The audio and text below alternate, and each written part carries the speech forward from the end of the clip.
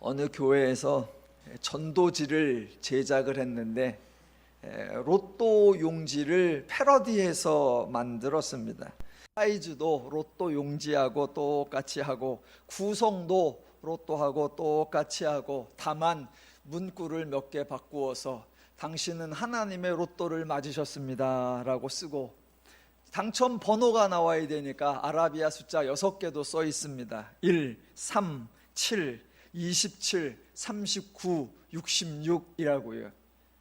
1은 유일하신 하나님, 3은 삼위일체 하나님, 7은 7일째 되는 주의를 지켜라. 27은 신약, 39는 구약, 69는 성경을 상징하는 숫자였습니다.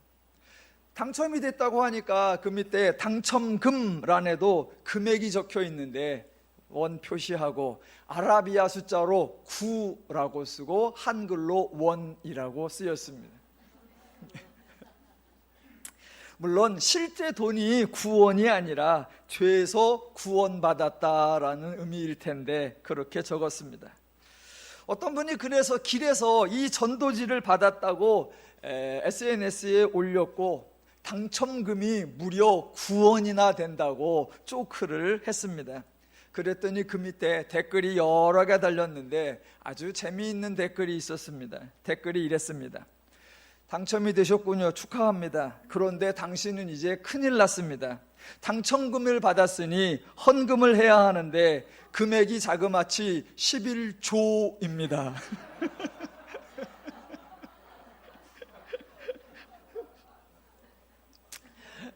일반인들이 성경 이야기나 기독교를 주제로 조크를 하는 것을 보면 참 재미있고 하이 코미디인 것 같습니다. 단순하게 비난이나 조롱을 하는 것이 아니라 매우 예리하게 기독교의 장단점을 살짝 비틀어주는 고급함이 있어서 저는 좋습니다. 이런 것을 기독교가 화를 내거나 금지할 것이 아니라 넉넉하게 받아줄 수 있었으면 좋겠습니다. 성경 자체에도 참으로 익살스럽고 해학스러운 이야기가 종종 나옵니다. 재미있어요. 우리가 못 알아차려서 그렇지. 2개만 설명해 볼게요. 창세기 20장에 가보면 아브라함이 네게부라는 땅으로 이동을 하여 그랄이라는 지역에 거주하는데 그곳으로 가면서 자기 아내 사라를 아내가 아니라 누이라고 소개를 합니다. 그러니까 그랄 지역의 왕 아비멜렉이라는 사람이 사라를 데리고 갑니다. 성경에 그랄 왕이 폭력적으로 사라를 잡아갔다라고 하지 않고 누이인 것을 알고 사람을 보내어 데려갔다라고 아주 정중하게 표현을 해놨습니다. 그날 밤에 하나님이 아비멜렉에게 나타나서 꾸중을 하니까 아비멜렉이 자기는 잘못이 없다고 분명히 아브라함이 이 여자는 아내가 아니라 누이라고 했다고 항변을 하고 그러자 하나님이 아비멜렉이 온전한 마음으로 한 것을 알았다라고 편을 들어주십니다. 다음날 아침에 아비멜렉이 아브라함을 불러서 따지니까 아브라함이 변명을 하는데 이번에도 그는 정말로 나의 이복 누이로서 내 아내가 되었다라고 말을 합니다. 이제 아비멜렉이 사라를 돌려보내주면서 사라에게 한마디를 하는데 그 한마디가 아주 우아한 조크입니다. 제가 읽어볼게요. 사라에게 이르되 내가 은 1000개를 주어 내 오라비에게 주어서 그곳으로 너와 함께한 여러 사람 앞에서 내 수치를 가리게 하였노니 내 일이 다 해결되었느니라 입니다. 눈치채셨죠? 그러니까 아브라함이 자기 아내를 아내가 아니라 누이라고 수차에 하니까 아비멜렉이 사라한테 말하기를 아브라함은 내 남편이 아니라 내 오라비다라고 하는 거예요. 은 1000개를 내 남편에게 주어 말하지 않고 내 오라비에게 주었다라고 합니다. 아브라함은 졸지에서 졸지에 남편이 아니라 오라비가 되어버렸습니다.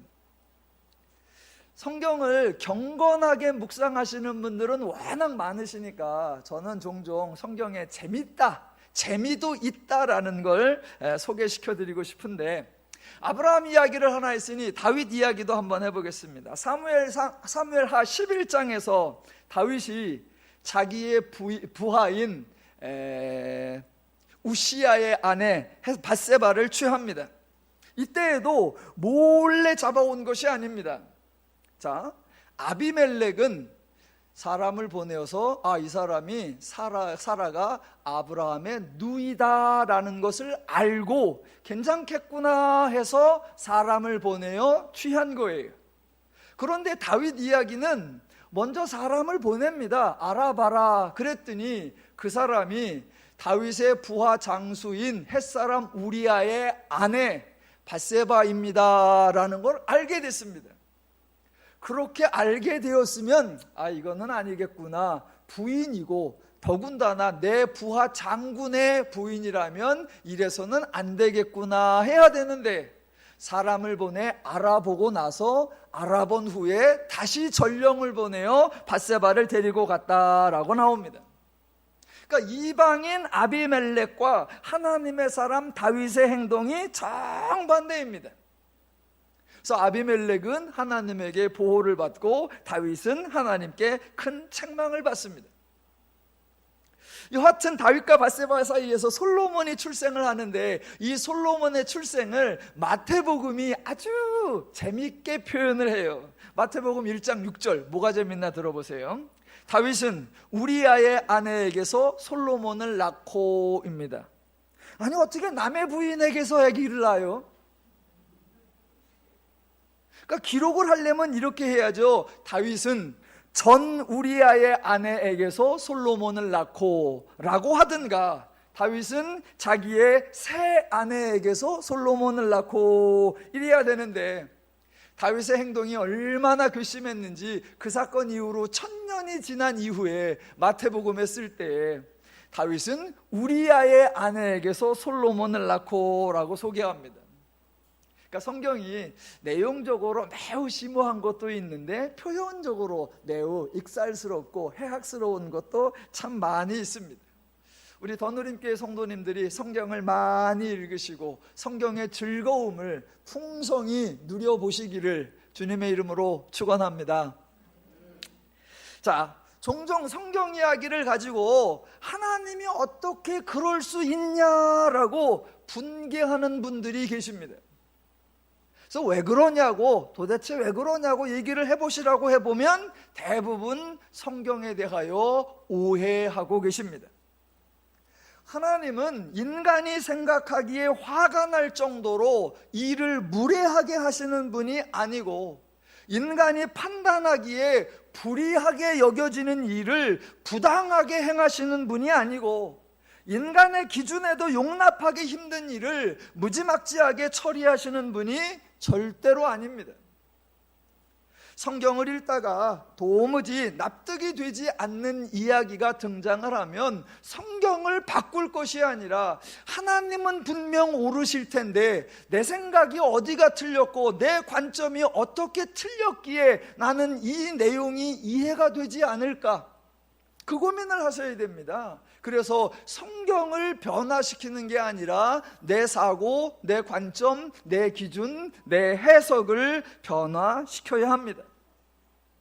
성경에 물론 불의한 행동, 강포한 행동, 사악하고 폐역한 행동들이 나옵니다. 그런데 그 행동의 주범은 하나님이 아니라 언제나 죄인들입니다. 성경은 죄인들이 행하는 다양한 죄된 행동들을 나열해주고, 그런 죄인들과 다르게 하나님은 어떻게 정의롭고 거룩하게 행하시는가라는 것을 소개해 주는 겁니다. 그래서 성경에 등장하는 많은 죄인들의 행동을 보면서 죄인들은 무슨 사고를 가졌길래 저렇게 행동하는가, 죄인들은 어떤 기준을 가졌길래 저렇게 해놓고도 뻔뻔한가, 그 죄인들의 사고방식 파악하시고, 그 죄인들의 방식으로는 도무지 인간이 행복할 수 없고 그것을 대하시고 그것을 조치하시는 하나님의 반응, 하나님의 태도, 하나님의 일하심을 통해서 죄와 하나님이 얼마나 다르고 하나님의 방식이 얼마나 유익한가를 깨닫게 하는 것, 그게 성경의 목적입니다. 그러니까 성경 전체는 어떤 사건이나 어떤 일을 성취하는 게 목적이 아니라 죄인들의 사고방식을 하나님의 사고방식으로 변화시켜 주는 것, 그거 하나입니다. 그래서 어떤 사건이 나와도 그 사건 자체에 초점을 맞출 것이 아니라 저런 행동을 하는 죄인들의 심리, 저런 행동을 하는 죄인들의 기준, 저런 행동을 하는 죄인들의 욕망, 저런 행동을 하는 죄인들의 가치, 그 죄의 사고방식을 보아야 하고 그것을 처리해 나가시는 하나님의 방식을 늘 확인하는 것, 그게 성경 연구의 핵심입니다. 저와 여러분이 민수기를 보고 있는데 민수기에도 크게 두 가지 오해가 있습니다. 첫 번째가 뭐냐? 하나님이 이스라엘을 광야, 즉 사람이 살지 못하는 곳, 오지요 험지인 광야로 몰아놓고 그러면서 이스라엘이 하나님을 믿는지 하나님의 율법에 순종하는지 훈련하며 시험하고 계신다라는 생각, 그게 완벽한 오해입니다. 엊그제 기독교 관련 신문에, 일반 신문에 이제 기독교 섹션이 있어요. 거기에 아티클이 하나 떴어요. 제목이 뭐냐? 하나님은 왜 신실한 자를 광야로 보내시는가? 하나님이 그렇게 하신다는 거예요. 모세도 광야로 보내고 엘리야도 광야로 보내고 침례 요한도 광야로 보내고 예수님도 광야로 보내서 광야에서 외로움과 고독과 추위와 위험과 모든 고난을 견디게 하신다. 하나님의 사람들이 거치는 필수 과정이다. 하나님은 일부러 사람들은 그런 곳에 보내서 훈련받게 하신다. 왜? 그 훈련을 거쳐야 사람 소중한 줄 알고 그 훈련을 극복해야 인간관계의 귀중함을 안다. 제가 그 신문을 어떻게 했을까요? 대답은 생략입니다. 하나님은 안 그러세요. 하나님은 안 그러세요. 민수기의 가장 큰 오해가 그겁니다. 절대로 그렇지 않습니다. 광야라는 표현에 속으시면 안 됩니다.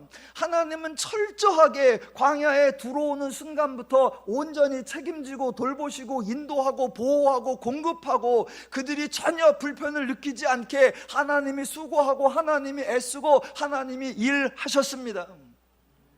그렇게 하나님을 계시하고 다양한 하나님의 이적과 능력을 보여주셔서 그들로 하여금 보고 듣고 체험하고 경험하고 배우면서 알게 하시는 것, 그게 하나님의 원리입니다.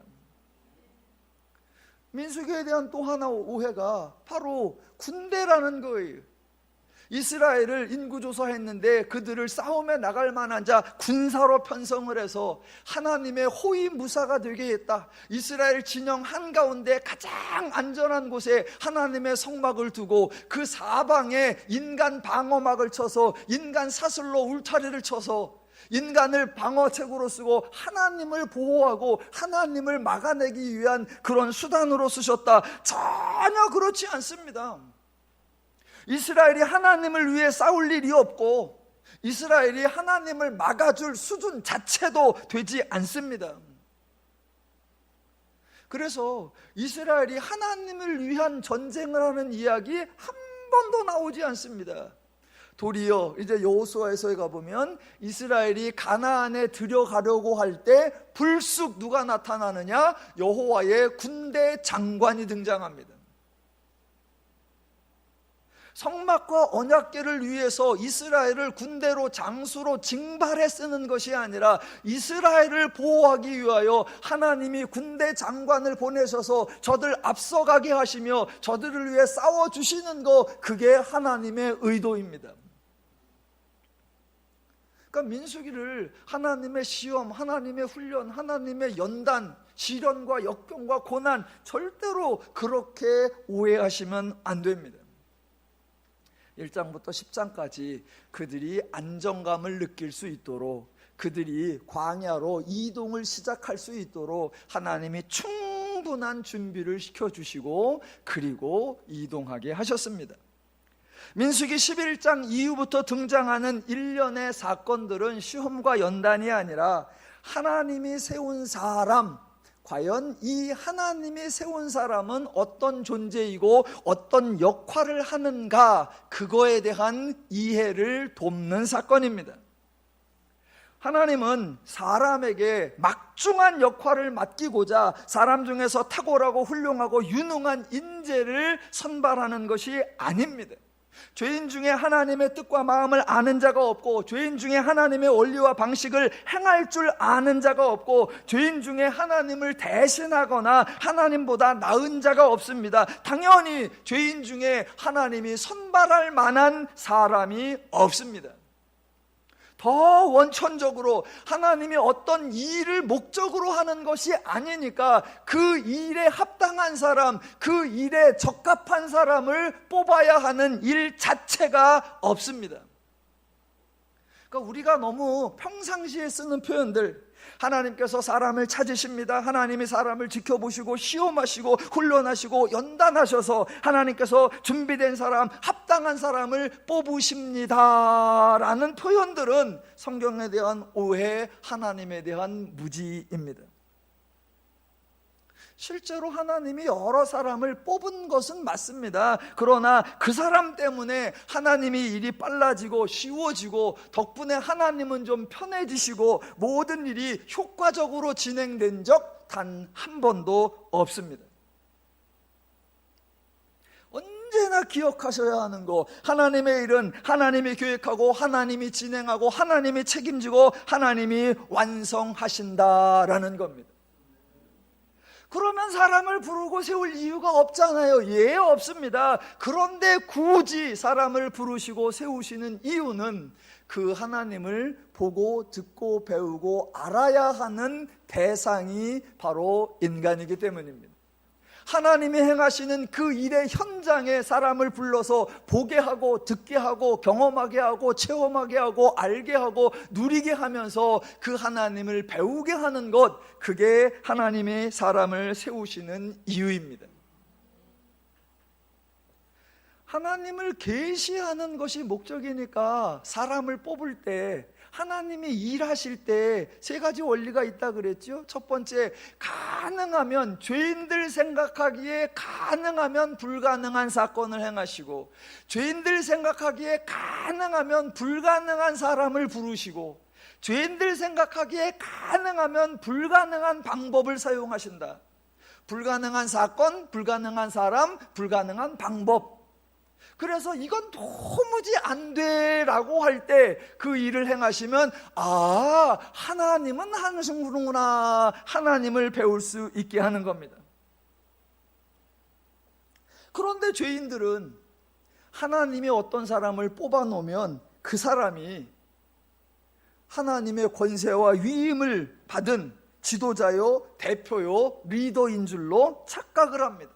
정말 엄청난 착각이에요. 창세기 3장에 인간이 타락한 이후에 구약 내내 유지되어 온 착각, 복음서 내내 유지되어 온 착각, 초대교회와 중세교회 계속 유지되어 온 착각, 오늘날도 현재 계속 진행되고 있는 착각. 하나님이 부르시고 세우신 사람은 준비된 자고 합당한 자고 탁월한 자고 위대한 자고 능력 있는 자, 대표요, 지도자요, 리더라는 엄청난 착각. 바른 이해는, 아, 하나님이 세운 사람은 자격이 없는 사람, 부족한 사람, 도무지 기대가 되지 않는 사람, 그 사람에 의해서는 절대로 이루어지지 않을 것 같은 사람, 그런 사람을 뽑으셨다라는 겁니다. 그렇게 이해를 하면 하나님이 뽑은 사람에 대하여 시기하거나 질투하거나 경쟁하거나 다투거나 비난할 이유가 없습니다.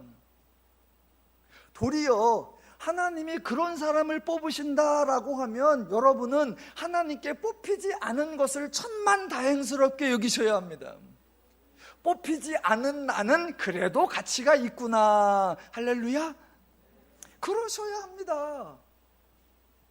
그런데 우리는 사람도 아무나 뽑겠어? 사람도 얼마나 인재를 찾아서 가장 잘난 사람을 뽑는데 하물며 하나님이시랴, 하나님이 가장 훌륭한 사람을 뽑았다. 그런데 보니까 별거 아닌 것 같아. 나보다 못한 것 같은 애 시기하고 질투하고 경쟁하고 싸우고 비난하고 비방하고, 모두 성경에 대한 오해입니다.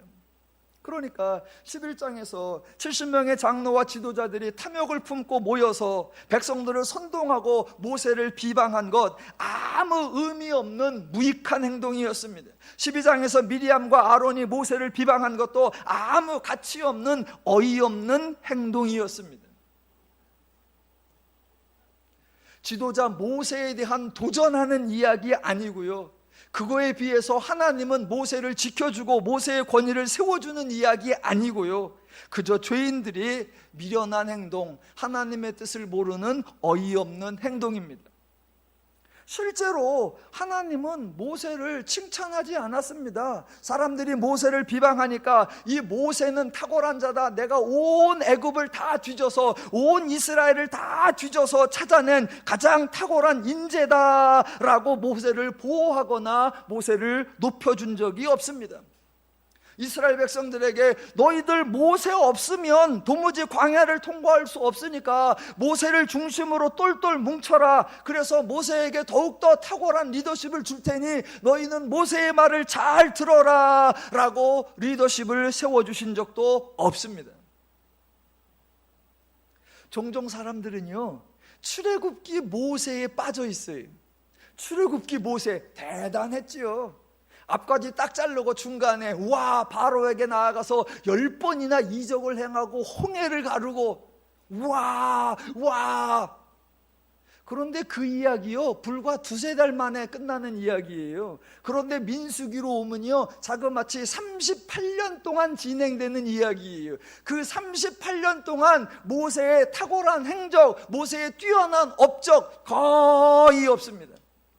오늘 1장부터 이제 13장까지 온 건데 그동안 모세의 행적 없었고요, 이제 다음 주 14장부터 마지막 36장까지 볼 건데 모세의 특별한 일 거의 없습니다. 물론 한 번 나와요. 이제 민수기 20장에 가보면 모세의 위대한 일을 보실 겁니다. 하나님 말씀을 어기고 불순종하는 탁월한 이야기.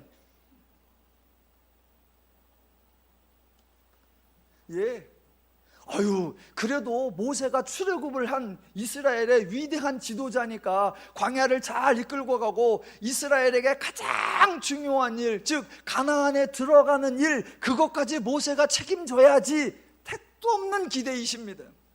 정반대로 갑니다. 모세는 가나안을 눈앞에 보고 모압 광야에서 죽고요, 정작 가나안을 들어가는 가장 중요한, 가장 결정적인 사건은 나이도 젊은 여호수아, 경험도 짧은 여호수아, 리더십도 없는 여호수아, 그 여호수아가 해냅니다.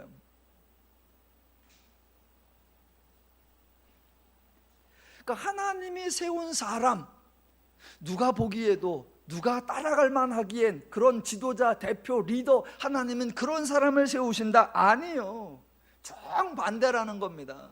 그러니까 하나님이 사람을 세우는 것과 사람이 사람을 세우는 것, 그 차이를 보여주는 장면 중에 하나가 바로 민수기 13장과 14장에 나오는 가나안 정탐 이야기.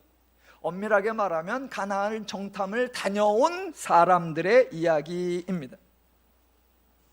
지난주 설명드린 대로 하나님이 가나안에 사람을 보내신 것은 정탐이나 정찰 같은 군사작전이 아니라고 했습니다.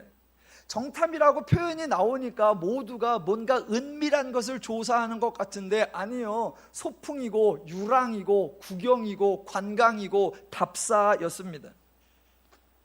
그러니까 하나님이 땅을 주시겠다고 약속했고 다짐했고 하나님이 실제로 행할 거니까 그 하나님이 주시는 땅을 한번 다녀와 봐라라는 거였습니다. 그러니까 정탐에 초점을 맞출 것이 아니고 보고에 초점을 맞출 것이 아닙니다. 그래서 저와 오늘 여러분은 정탐을 다녀온 사람들이 누구인가, 그들이 어떤 일을 했나, 그걸 보려고 하는 거예요. 13장 2절을 보시면 사람을 보내어 내가 이스라엘 자손에게 주는 가나안 땅을 정탐하게 하되 그들의 조상의 감은 각 지파 중에서 지휘관 된 자 한 사람씩을 보내라. 지휘관. 3절 모세가 여호와의 명령을 따라 바란 광야에서 그들을 보냈으니 그들은 다 이스라엘 자손의 수령된 사람이라 입니다. 하나님이 12명을 지명해주고 이 사람들을 내가 세웠으니까 이 사람들을 보내라 라고 한 것이 아니라 너희 중에서 정탐 보낼 만한 자를 뽑아서 보내라 라고 했습니다. 그러면 사람들끼리 자기들 지파의 지휘관을 뽑고 자기들 지파의 수령을 뽑습니다. 사람이 지휘관을 뽑고 수령을 뽑으면 어떤 사람을 뽑을까요? 가능하면 불가능한 사람을 뽑을까요? 가능하면 가능한 사람을 뽑을까요?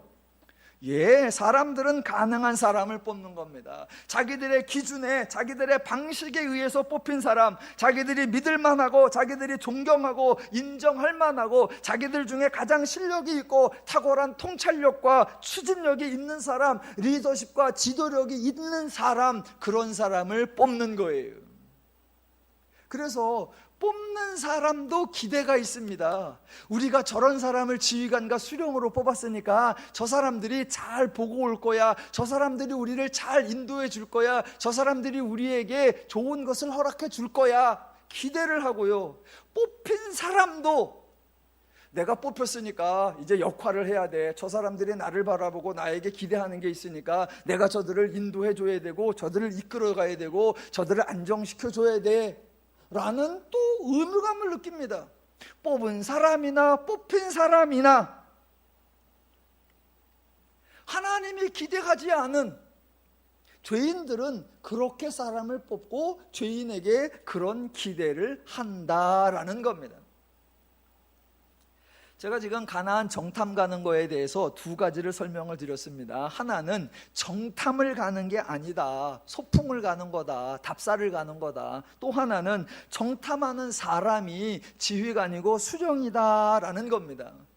이게 무슨 얘기냐면 지금 정탐을 보냈는데 하나님이 하라고 하는 일과 정탐꾼들이 하려고 하는 일이 서로 다르다라는 거예요. 하나님이 사람을 보내면서 하라고 하신 일은 가서 보고 와라예요. 그래서 포인트가 하나님이 주시는 땅, 하나님이 주는 땅이었습니다. 내가 땅을 줄 거야. 주는 건 내 역할이고 내 책임이야. 그러니까 너희는 그거를 둘러보고 와. 이게 하나님이 하라는 일입니다. 그게 이제 13장 17절에 자세하게 나왔었죠. 모세가 보내면서 하는 말 18절 그 땅이 어떠한지 정탐하라. 그 땅 거민이 강한지 약한지 많은지와 적은지와 그들이 사는 땅이 좋은지 나쁜지와 사는 성읍이 진영인지 산성인지와 토지가 비옥한지 메마른지 나무가 있는지 없는지를 탐지하라 라는 겁니다. 자, 지금 하나님이 정탐을 보내는 게 뭐다? 가나안에 대한 정보를 가져오라 아니고요, 군사작전을 위한 사전 준비 아니고요, 정탐을 하고 온 후에 그들이 가져온 보고를 기초로 해서 가나안 정복 전략을 새로 짜는 거 아니고요.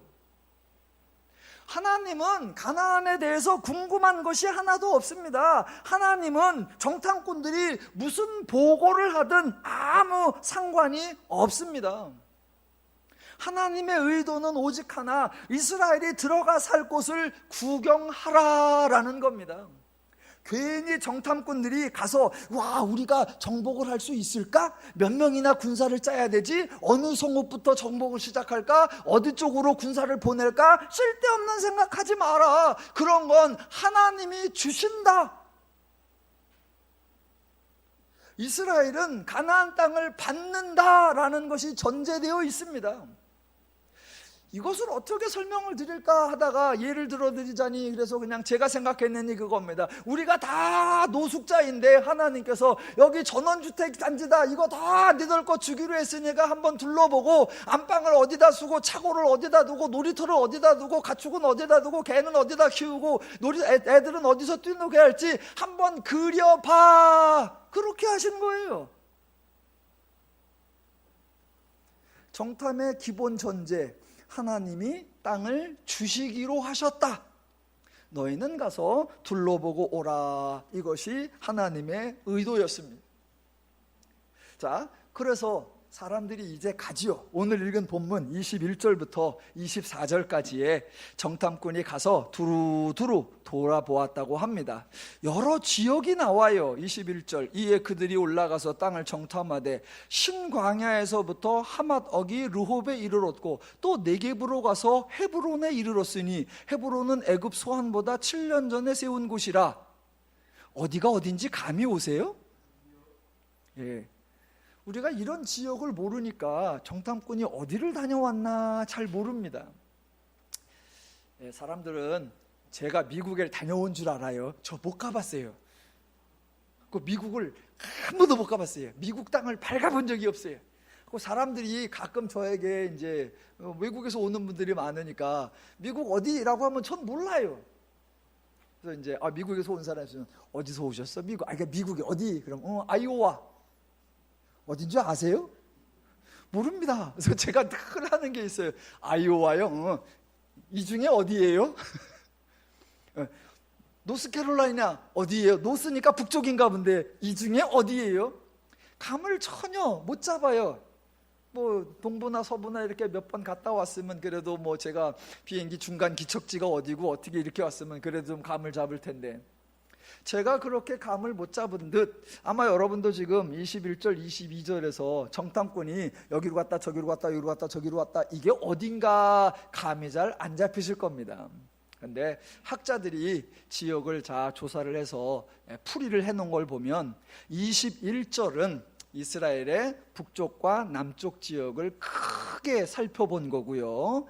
22절과 23절은 그 중에 또 이스라엘의 가장 번성한 가나안 땅의 가장 번성한 중앙 지역을 조금 더 세밀하게 살핀 것, 이렇다고 합니다. 그러니까 우리나라 말로 번역을 해보면 정탐꾼들이 와서 백두산부터 한라산까지 쭉 둘러보았고 특별히 한양 지역을 자세히 더 살펴보았다라는 그런 보고입니다. 그런 얘기예요. 자, 그렇게 둘러보고 나서 25절에 40일 동안 땅을 정탐하기를 마치고 돌아와 이제 보고를 하는 것이 27절과 27절입니다. 자, 가나안 땅 보고를 한번 들어보시겠습니다. 제가 읽어볼게요. 모세에게 말하여 이르되 당신이 우리를 보낸 땅에 간즉 과연 그 땅에 젖과 꿀이 흐르는데 이것은 그 땅의 과일이니이다. 그러나 그 땅 주민은 강하고 성읍은 견고하고 심히 클 뿐 아니라 거기서 아낙 자손을 보았으며 아말렉인은 남방 땅에 거주하고 헤딘과 여부스인과 아모레인은 산지에 거주하고 가나안인은 해변과 요단강에 거주하더이다. 자, 보고를 들으셨습니다. 정탐 보고가 마음에 드십니까? 어떤 마음이 드십니까? 자, 여기서 잠깐 약간 관점을 바꿔서요. 세상에서 말하는 일반적으로 세상에서 교훈이나 권면을 줄 때 그때 하는 방식 두 가지를 제가 한번 소개를 해보겠습니다. 세상에서 권면을 주는 방식 중에 하나가 뭐냐 하면 어떤 일이 일어났을 때 그 일을 대하는 나의 태도, 그 일을 어떻게 맞이하고 그 일을 어떻게 이해하고 그 일을 어떻게 반응하는가, 이 태도가 중요하다라는 권면입니다. 똑같은 상황을 보고서 긍정적 반응을 보이느냐 부정적 반응을 보이느냐에 따라 그 사람의 삶이 달라진다라는 거예요. 예를 들면 이런 겁니다. 자, 나이가 지극한 어르신과 청소년쯤 되는 아들이 둘이 길을 나섰습니다. 그런데 한참을 가다가 몇 날 며칠을 가다가 길을 잃어버렸어요. 방향이 어딘지도 모르고 얼만큼 왔는지도 모르고 어디로 가야 하는지도 모르고 진짜로 완전히 길을 잃어버렸어요. 그리고 가다가 준비한 음식도 다 떨어졌고 체력도 다 떨어졌어요. 그래서 헤매고 헤매다가 이제 거의 죽을 지경이 되었어요. 그러다 어느 곳에 지쳐 쓰러져서 그날 밤 잠이 들려고 하는데 뭔가 좀 쾌쾌한 냄새가 납니다. 그래서 이건 뭔 냄새야? 그러다가 잤어요. 그 다음날 아침에 일어나 보니까 거기가 무덤이었어요. 무덤. 그러니까 아들이 갑자기 이렇게 말합니다. 아버지, 여기 사람이 죽어서 묻힌 무덤인 것 같아요. 그러니 주변에 산적이나 강도가 있는가 봅니다. 우리는 이제 죽었어요. 자, 그러자 아버지는 매우 여유로운 표정을 지으면서 무덤이 있는 것을 보니 마을이 가깝다는 뜻이다. 이제 우리는 살았다 라고 합니다.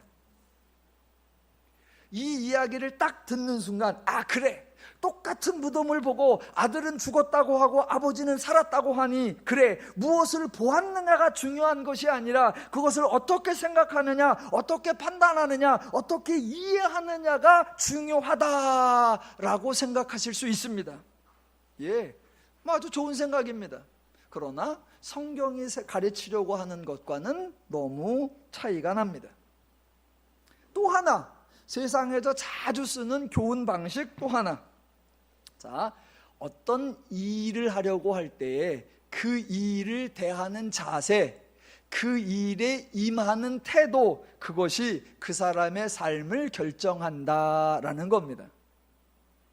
자, 이것도 하나 예를 들어볼게요. 여러분이 잘 아시는 예입니다. 어떤 두 사람이 각각의 지역에서 각각 어떤 건축하는 일을 하고 있습니다. 자, 그 중에 한 사람에게 지금 무엇을 짓고 있는 거요? 라고 물었습니다. 그랬더니 그 사람이 뭐 그냥 건물이겠지요. 이게 무슨 건물인지 나하고 상관이 없고 내가 알고 싶지도 않고요. 그저 하루하루 일해서 일당만 잘 받으면 되죠. 아이고, 오늘은 왜 이렇게 일이 많은지 힘들어 죽겠습니다 라고 대답했습니다. 이 사람은 그냥 노동을 하는 것입니다.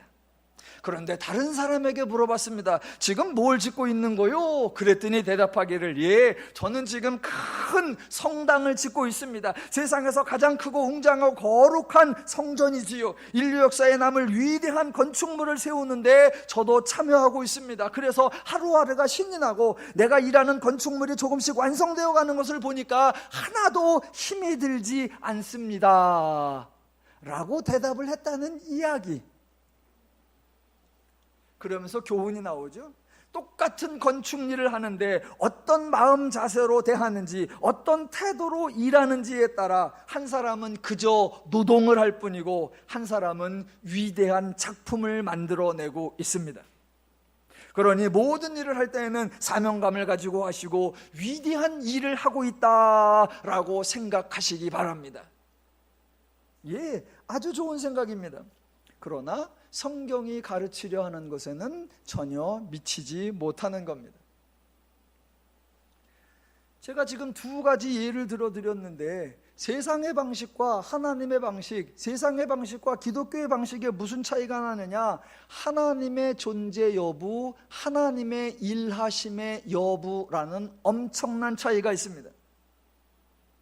세상은 언제나 이렇게 말합니다. 무슨 일을 시작하기 전에 그 일을 임하는 너의 자세나 태도가 중요하다. 또는 어떤 일을 당했을 때, 어떤 일을 맞이했을 때 그거에 대한 너의 반응, 그거에 대한 너의 응대, 그거에 대한 너의 태도, 그것이 중요하다라고 말합니다. 일을 시작하기 전이나 일을 맞이했을 때나 둘 다 결국 중요한 건 뭐냐? 인간의 태도다라는 겁니다. 인간의 태도에 따라, 인간의 마음먹기에 따라, 인간의 행동 따라 삶이 달라진다라는 겁니다. 하지만 성경은 전혀 다릅니다. 성경은 하나님의 일하심을 강조하는 것입니다. 이미 하나님이 인간을 위해 일을 계획하셨고 친히 인간을 위해 일하시다고 강조합니다. 그래서 인간의 태도에 따라 인간의 삶이 달라지는 것이 아니라 하나님의 일하심으로 인해 인간의 태도 자체가 달라진다라는 겁니다. 여러분, 저도 어렸을 때부터 늘 듣고 자란 게 그거예요. 긍정적으로 생각하라, 낙천적으로 생각하라, 좋게 생각하라, 가능성이 있다고 생각하라. 예, 좋은 말이죠. 그런데 여러분, 내 마음이 부정적으로 여겨지고 내가 보기에 가능성이 없어 보이고 내가 보기에 희망이 없는데, 그래서 긍정적 적극적 마음이 안 드는데 어거지로 그런 마음을 먹는 거 쉬워요, 어려워요? 예, 무지하게 어렵습니다. 제가 강조하는 게 그거예요. 마음은 인간이 먹어지는 게 아니다. 생각은 인간이 그렇게 하는 게 아니다. 그래서 마음은 그냥 그런 마음이 드는 거예요. 그런 마음이 들어. 그런 생각이 들어. 그런 생각이 들어야 되고 그런 마음이 들어야 돼요. 그런 마음이 안 드는데, 좋아, 난 오늘부터 긍정적으로 생각하기로 작정을 했어. 여러분, 너무너무 힘듭니다. 그래서 마음이야, 내 생각이야, 내 이성은 전혀 안 그런데 어거지로 마음으로 좋게 보자, 좋게 보자, 좋게 보자, 좋게 보자, 안 돼요. 그러니까 아주 이상한 논리만 나오는 거예요. 산에 가서 등산을 하다가 삐끗해가지고 넘어졌는데 갈비가 3개 부러지자 좋게 보자. 갈비가 온통 다 나간 거 아니고 3개만 나갔으니 얼마나 좋으냐. 정신 이상이에요.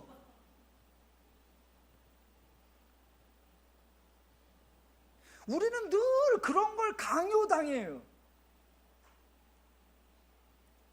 그게 결코 쉬운 게 아니에요. 차라리 어려운 일을 당하는 게 낫지, 그거에 대한 생각을 좋게 바꾸고 긍정도, 여러분, 자기 생각을 고쳐먹고 자기 마음을 바꾸는 거 너무너무 어려운 거예요. 그런데 성경은 긍정적이 되라 그런 권면하지 않고요, 적극적으로 생각하는 그런 노력을 해봐라 그런 말 한 번도 안 해요. 도리어 성경은 하나님의 일하심, 하나님이 너희를 어떻게 인도하여 내었고, 하나님이 너희에게 어떻게 공급해 오셨고, 하나님이 너희를 어떻게 책임지고 계시고, 하나님이 너희에게 어떻게 보장해 주셨고, 너희 하나님이 어떻게 맹세해 주셨는가, 그 하나님의 일하심을 알아라, 알아라, 알아라 라는 거예요. 그 하나님을 알면, 그렇게 해오셨으니까 편안하지, 그렇게 인도하시기로 하셨으니까 즐겁지, 그렇게 주신다고 했으니까 차지하면 되지 라고 자연스럽게 내 태도가 만들어지는 겁니다. 하나님은 우리에게 좋은 태도를 가지라고 명령하는 것이 아니라 하나님의 일하심으로 우리의 태도를 만들어 주신다라는 겁니다. 그래서 정탐꾼들을 보내기 전에 이미 많은 일을 해오셨고 지금도 일을 하고 계시고, 그래서 가나안 정탐을 보낼 때에도 하나님이 주신다라는 것을 선언해 주시면서, 그러면서 가서 보아라 라고 하는 겁니다. 그러니까 이스라엘은 장차 가나안을 정복해야 하는 사람들이 아니라 하나님이 주시는 가나안에 들어가 그 땅을 차지하고 정착할 사람들입니다. 하나님은 정탐을 보내면서 정복자의 관심을 가지고 치밀하고 예리하게 관찰을 하라고 한 것이 아니라 하나님이 주시는 땅에 들어가서 살 사람으로서, 즉 거주자의 관점으로 거기를 기대하고 소망하라라고 하신 거예요. 자, 여러분이 어떤 관점을 가지고 계신지 한번 직접 확인을 해볼게요. 보고를 한번 들어보겠습니다. 자, 27절부터. 자, 딱 듣는 순간 여러분이 어떤 마음이 드는지, 어떤 생각이 드는지 속으로만 대답해 보십시오. 27절.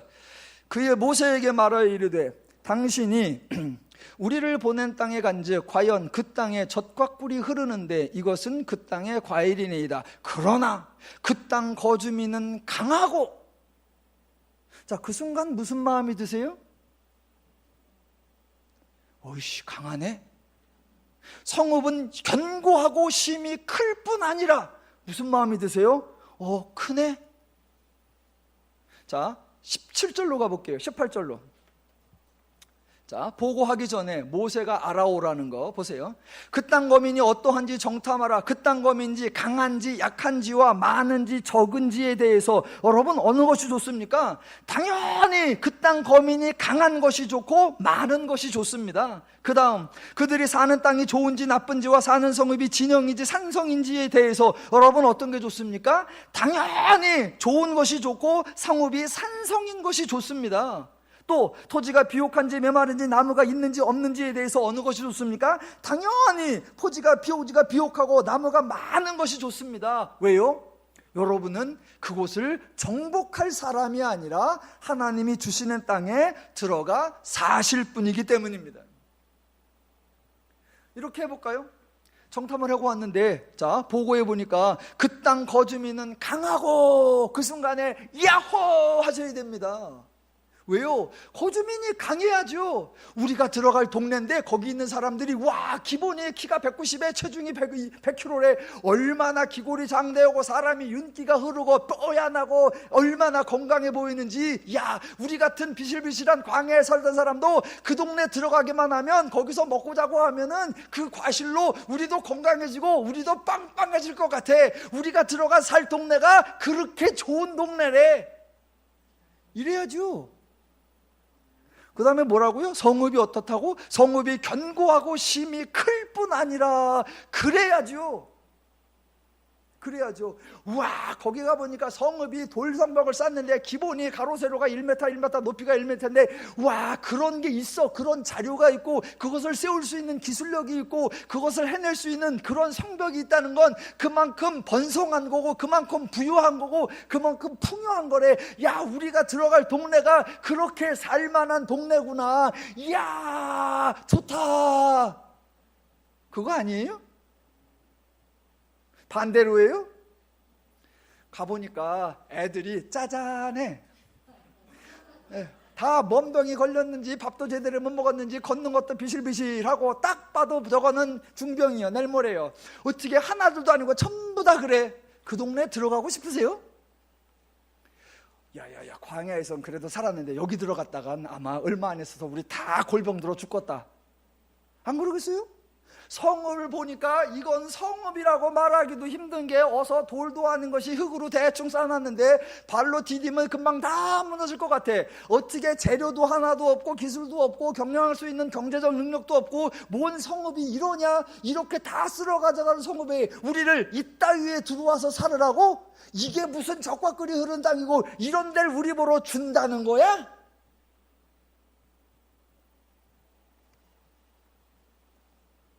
여러분, 지금 정복자의 관점으로 보느냐, 하나님이 주시는 땅에 들어가 사는 거주자의 관점으로 보느냐라는 겁니다. 29절 볼까요? 아말렉인은 남방 땅에 거주하며 헤딘과 여부스인과 아모리인은 산지에 거주하고 가나안인은 해변과 요단가에 거주하더이다. 그렇지! 그래야죠. 왜요? 사람들이 어디에 살아요? 우와, 남방 땅에 거주하고 산지에 살고 해변가에 살고 요단 강가에 살아요. 어디 산다? 온 사방팔방에 사람이 쫙 퍼져서 살아요. 그 땅이 얼마나 좋고 사람 살기가 얼마나 좋은지, 산에는 산에 사람이 살고 해변가는 해변가 사람이 살고 들에는 들에 사람이 살고 강에는 강가에 사람이 살고 어디를 가도 사람이 살만하더라. 이래야죠. 제가 반대로 해볼까요? 산엔 아무도 안 살고 해변가도 아무도 없고 강가도 아무 데도 없고 그저 동네 한 구탱에 몇몇이 모여 살고 달랑 그것뿐이더라. 예, 지금 하나님은 정탐의 결과를 궁금해하지 않으십니다. 하나님은 보고를 받을 필요도 없습니다. 사람들 정탐에 따라, 사람들이 보고한 내용에 따라 결과가 달라지냐? 그렇지 않습니다. 결과는 이미 정해졌어요. 하나님이 가나안 땅을 주시기로, 내가 너희에게 약속을 땅을 주기로, 내가 너희를 인도하여 그 땅에 들어가 살기로 하나님이 다 결정해 주셨습니다. 그 하나님의 일하심을 인간에게 알게 하셔서 그 인간의 태도와 관점을 하나님이 만들어 주시고, 당연히 그 하나님의 기준과 가치와 원리와 방법으로 보면서 하나님으로 인한 은혜와 축복을 기뻐하고 즐거워하며 평안해하며 신나하며 행복하게 살게 하는 것, 그게 하나님의 뜻입니다. 그런데 죄인들은 엉뚱한 일을 해요. 그런데 정탐을 갔다 온 12명 중에 누가 갔다고요? 지휘관과 수령. 누가 뽑았다고요? 사람들이. 어떤 기준으로 뽑았다고요? 나름대로 실력 있고 능력 있고 판단력 있고 리더십 있다고 하는 사람. 그러니까 그 사람들은 무슨 생각을 한다고요? 내가 가서 정확히 보고 와야 돼. 우리가 갈 수 있는지, 우리가 이길 수 있는지, 우리가 들어가서 살 수 있는지 보고하고, 어디로 가야 이기고 어떻게 해야 이기는지 우리가 정확하게 알아서 내가 그런 역할을 해야 돼 라고 착각을 한단 말입니다. 착각을 해요. 하나님은 인간에게 그런 걸 기대하는 게 아니에요. 그런 걸 저는 과도한 책임감, 무모한 책임감이라 그래요. 성경에 등장하는 사람들도 그런 어리석은 책임감을 너무 많이 느끼고 오늘날 목회자들도 그런 어리석은 책임감을 너무 많이 느껴요. 그래서 안 해도 되는 쓸데없는 일을, 그래서 하나님을 욕보이고 인간을 힘들게 하는 미련한 일들을 너무 많이 해요. 그러니까 우리가 40일 동안 정확하게 보고 오자. 보고 와서 보고를 했죠. 그 다음에 뭐라 그래요? 본 걸로 끝나는 게 아니에요. 우리가 여기에 대한 상황 판단, 분석과 판단도 냉철하게 내려서 저들을 이끌어 줘야 돼 라고 합니다. 그래서 이제 30절 이하가 나오는 거예요. 자, 상황에 대한 기본 보고가 27절로 29절이었죠. 그 다음에 이제 분석과 판단이 내려지는 게 30절부터 33절까지인데 견해가 두 가지로 완벽하게 나누어집니다. 과연 어떤 분석, 어떤 판단이 옳을까요? 첫 번째가 30절입니다. 갈렙이 모세 앞에서 백성을 조용하게 하고 이르되 우리가 올라가서 그 땅을 취하자 능히 이기리라. 또 하나가 31절로 33절. 그와 함께 올라갔던 사람들은 이르되 우리는 능히 올라가서 그 백성을 치지 못하리라.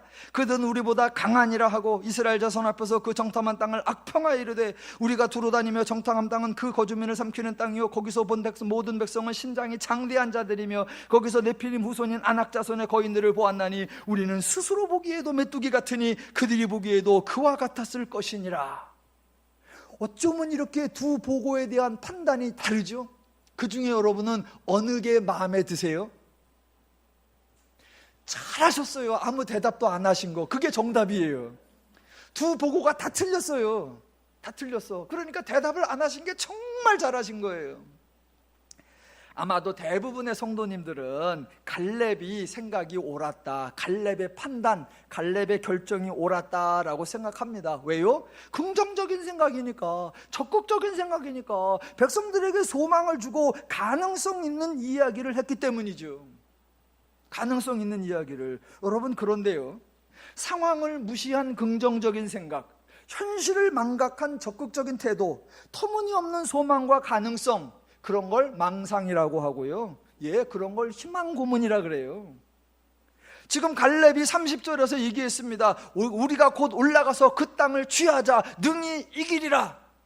여러분, 이런 걸 전문 용어로 뭐라고 하느냐? 근자감이라 그래요. 근자감. 근거 없는 자신감. 여러분, 이스라엘이 올라가면 가나안 이길 수 있습니까? 어림없습니다. 무슨 재주로 이겨요? 무기가 있나요? 군사가 있나요? 훈련을 했나요? 자기들은 이주민이고 여리고는 정착민이고 성벽이 있고 무기가 있고 군사가 있고 훈련이 되어 있는데 무슨 재주로 이겨요? 올라가자 능히 이기리라. 택도 없는 얘기예요. 택도 없는 얘기. 자, 그렇다고 그러면 나머지 사람들의 말이 옳았구나. 여러분 보세요. 그들이 분석하고 판단한 내용이 부정적인 내용이 아니라 사실적입니다. 틀린 말이 아니고 비판적인 말이 아니라 객관적인 말입니다. 그런데 갈렙의 말이나 나머지 사람들의 말에 공통적으로 빠져 있는 게 있습니다. 둘 다에 빠져 있는 게 그게 뭐예요? 바로 하나님에 대한 언급, 하나님의 일하심에 대한 언급, 하나님의 약속과 맹세에 대한 언급이 없습니다. 그래도 갈렙은 하나님에 대해서 말했지 않나요? 예, 그건 다음 주. 그건 14장에 보면 이제 나오기 시작합니다. 오늘 13장에는 갈렙도 나머지 사람들도 하나님에 대해서 한마디도 말하지 않습니다. 그러니까 양쪽 모두의 판단이 틀린 겁니다. 성경은 현실을 감추지 않고 사실을 감추지 않습니다. 객관적이고 공정한 판단을 책망하지 않습니다. 상황이 어떠하든지 무조건 긍정적으로 무조건 할 수 있다는 적극적 사고방식을 가지라 그렇게 요구하지 않습니다. 자, 처음부터 지금 정탐을 하는 게 중요하냐? 아니에요. 정탐한 뒤에 보고가 중요하냐? 아니에요. 그 보고를 어떻게 판단하느냐가 중요하냐? 아니에요. 아니에요. 그러니까 애당초 지금 정찰, 보고, 판단은 저희에게서 빼야 됩니다. 근본적으로 하나님이 주시기로 하셨지, 하나님이 약속하시고 맹세하셨지, 그러면서 우리로 둘러보게 하셨지, 그 하나님의 일하심, 그 하나님의 다짐하심, 그 하나님의 맹세하심, 그 하나님의 선포하심, 그것이 포인트요, 그것이 핵심이고, 그 하나님으로 인하여 우리의 태도가 달라지고, 그 달라진 태도로 인하여 하나님의 분복을 누리게 하는 것, 그게 성경의 목적이요 하나님의 가르침의 목적입니다. 지금 이스라엘에게 필요한 게 뭐예요? 신앙생활하는 저와 여러분에게 날마다 필요한 게 뭐예요? 그 하나님을 아는 것, 우리를 향한 하나님의 계획을 알고 그 계획을 이루어내시는 하나님의 일하심을 알고, 그것으로 말미암아 이루어진 저와 여러분에게 주어진 복과 은혜가 무엇인 줄을 알고 그 은혜와 복을 누리면서 사는 것, 자유와 평화와 안락의 삶을 사는 것, 그것이 가장 필요한 요소입니다. 하나님이 지금까지 인도해 오셨고 하나님이 앞으로도 인도해 오실 것입니다. 하나님이 계속하여 저와 여러분과 함께 하시겠다고 약속과 맹세를 해주셨습니다. 저와 여러분이 그 하나님을 아시고 그 하나로임으로 인한 자유와 평화와 안식을 풍성히 누리며 사시기를 주님의 이름으로 축원합니다.